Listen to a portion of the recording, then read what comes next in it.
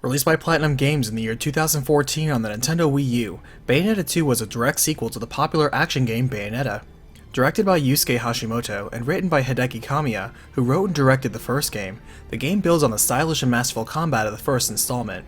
For story, the game continues the events of the titular character Bayonetta right after the first game, and you play as her almost exclusively except for occasionally controlling a secondary character for a short level or in a challenge, though you can unlock additional playable characters. The game also introduces online co-op challenges, where two custom Bayonettas complete a gauntlet of challenges and wager while they compete for massive rewards. In addition, a new Umbran Climax maneuver allows players to work in more offensive attacks and summons, raising damage and recovery options for the player. Overall, the game builds on everything successful in the first installment with more detailed stages and enemy variety, more weapons, sub-weapons and combos, more costumes, animations and executions, and less punishing quicktime events. The story only gets larger from here, so let's cut it down to size with a recapitation. As the game begins, it's been a few months since the events of the original game, as it's holiday time and Cereza is out Christmas shopping with the informant broker Enzo in tow. She's soon met by her friend Jean, who warns her the residents of Paradiso have been suspiciously quiet recently, and even this is interrupted as some angels hijack a jet and send it hurtling towards her, forcing her to strike back in black, resuming her role as Bayonetta. Atop the Platinum Star's jet, Bayonetta wears out her substitute sidearms fairly quickly, just in time for her weaponsmith and dealer contact Rodin to step in as Santa, delivering her a custom set of new handguns, Love is Blue. As the opposition of angels escalates, Bayonetta finishes things with a signature summon of the demonic dragon Gamora. However, something goes wrong, as Gamora breaks free of its seal and turns on Bayonetta, though Jean knocks aside Bayonetta to save her.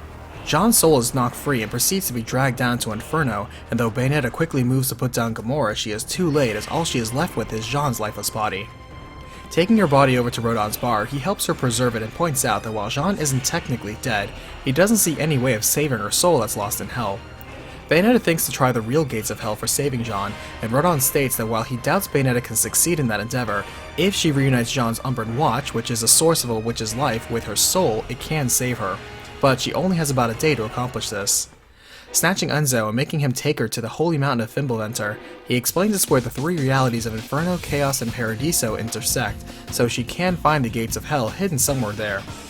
Arriving at the base of the mountain, she is welcomed by Rodin, setting up shop here to help her out, and soon runs into a mysteriously capable boy named Loki, who is also out in the parallel realm Purgatorio in order to climb up the holy mountain.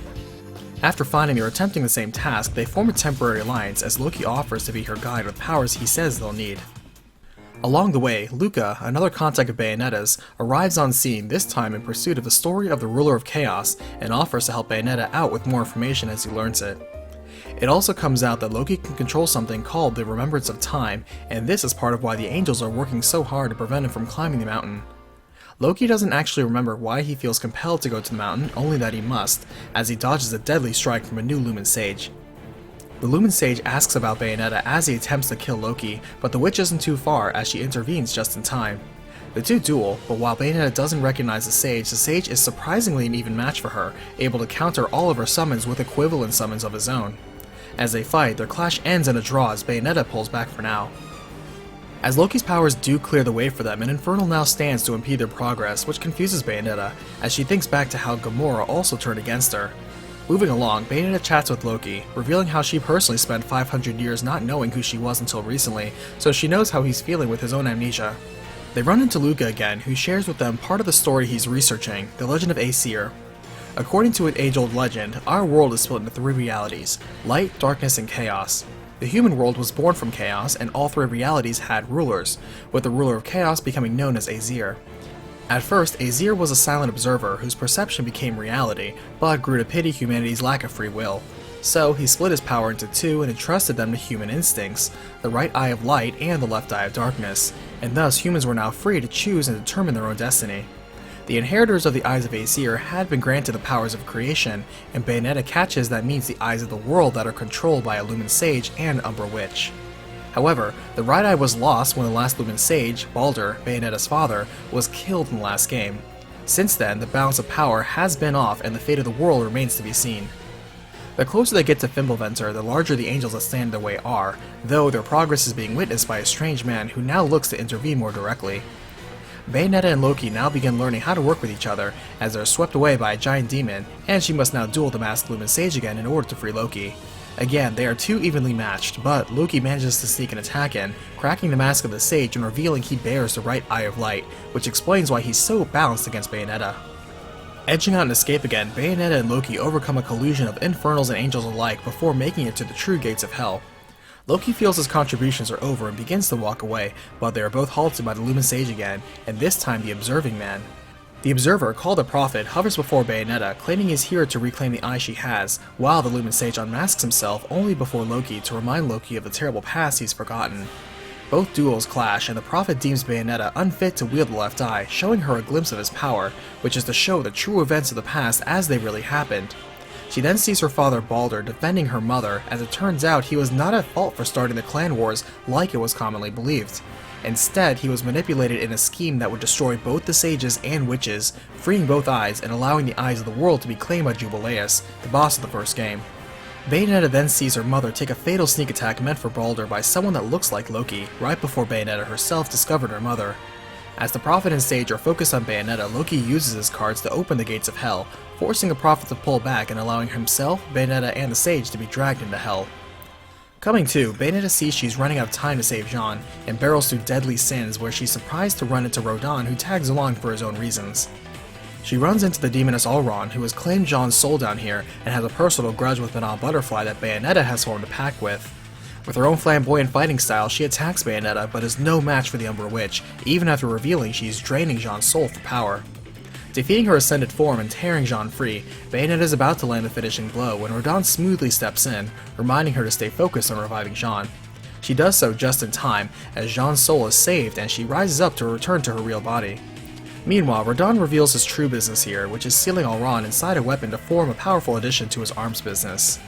Bayonetta sees Loki square off against the Sage nearby and gets ready to rescue him too, as Rodan decides to toss her the new weapon he just made of Alron.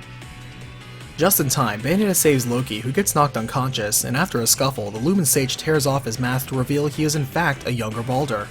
He manages to outfight and corner Bayonetta, as Loki revives and erupts with a blue light that envelops everyone and whisks them all away. As Bayonetta looks around her new surroundings, she instantly recognizes where and when she is, which is 500 years ago in the witch hunts. She runs into her mother, Rosa, mid-combat, and the two witches join forces to stem the flood of angels invading their sanctuary.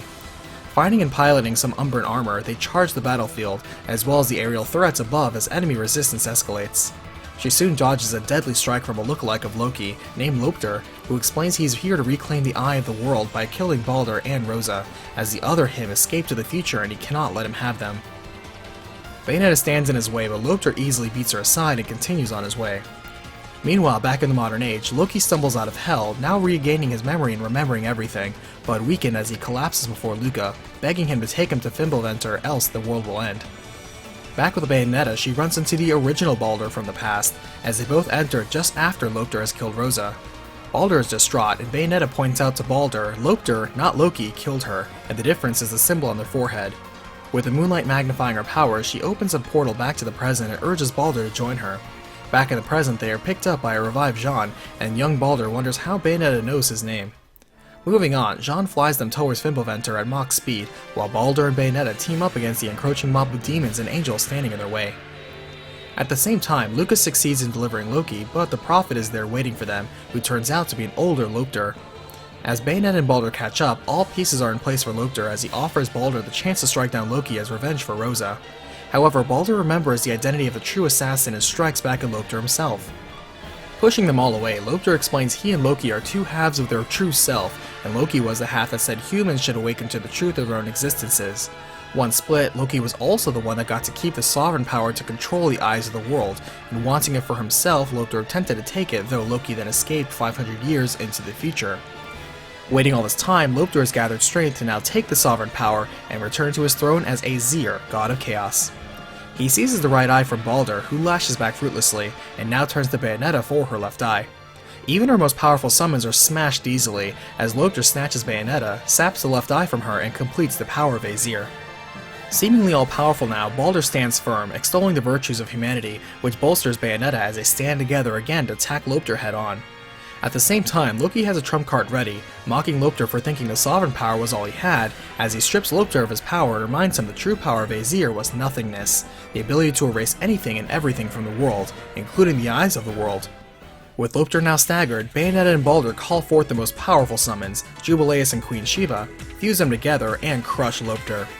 As the Prophet is sent flying, Jeanne is ready to intercept with her own Gamora, who crunches him down and swallows him whole. His soul lingering, he claims he'll escape to the spirit realm to be reborn elsewhere and try again, but Baldur jumps in to stop him and absorbs him despite his immense evil that will corrupt Baldur forever.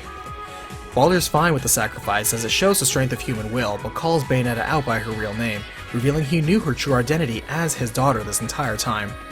He asks her to be the one to stop him should he fail in containing this evil and stray from the path, and she obliges his request to call him daddy one last time, as Baldur is returned back to his time, unfortunately doomed to unwillingly become a future villain. As the game ends, the world is saved and Loki feels humans don't need him anymore as he too begins to fade, promising to be reborn again, so they'll probably see him again someday. A little while later, back on the town, Ceresa and Jeanne are now post-holiday shopping, as a familiar card falls out of a baby stroller passing by, causing Ceresa to pause.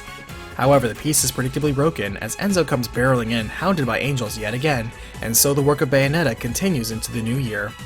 Bayonetta 2 has enjoyed the success of selling over 800,000 copies worldwide. This recapitation was chosen by David Edson. Thank you so much for supporting the show as a patron, I really appreciate it. If you would like to support the show yourself, please follow the Patreon link in the description below. Thanks for watching, and I'll see you on the next battlefield.